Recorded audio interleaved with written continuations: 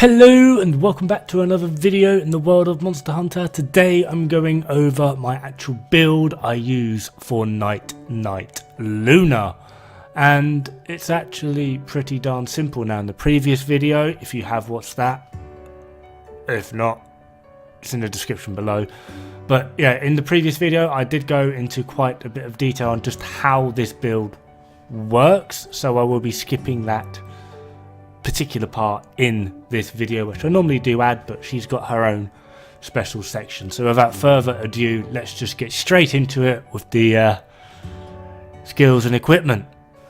So straight away you guys can pretty much gather Magda Gemitus 2. This is the entire basis around the build. This is what enables you to do all of the status you require.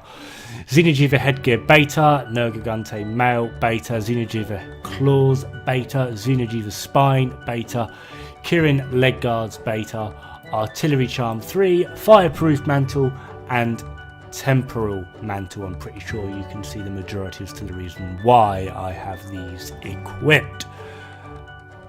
Now, as for the skills, I have Paralysis Attack level 3, Free Element, Ammo Up level 3, Slugger level 3, Artillery level 3, Health Boost level 2, Blight Resistance level 2, Stamina Surge level 2, and Flinch Free.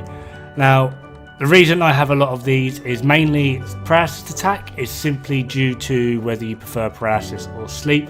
It basically just allows for a few mistakes to be made while you're doing your ailments, as well as the Xeno'jiiva 3-piece set, simply because Luna's stupid fire stuff, when it's all nice and big and shiny, does block your bullets. So this just allows for greater leeway.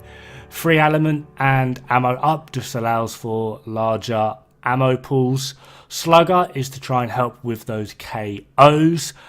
On that, a quick note, your stickies, they don't care for Luna's fire, by the way. You can shoot straight through them, and they're like the only actual type of ammunition that does. You can literally fire your stickies regardless. So if you are in a bit of a sticky spot and a bit of a predicament, and you're like, I need to get another ailment in, but there's fire everywhere, just swap to your stickies. Maybe you can KO her, you never know.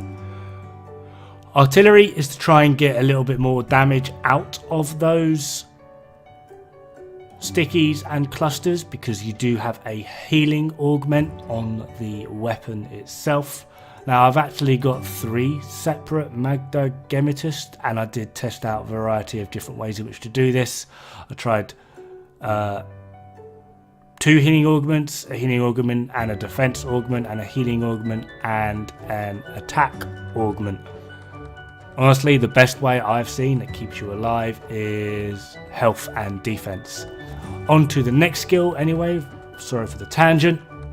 Health boost level 2. This is just handy in general, to be honest. It just helps you stay alive, generally speaking. Blight resistance level 2 is actually a godsend. It basically reduces fire blight by 60%.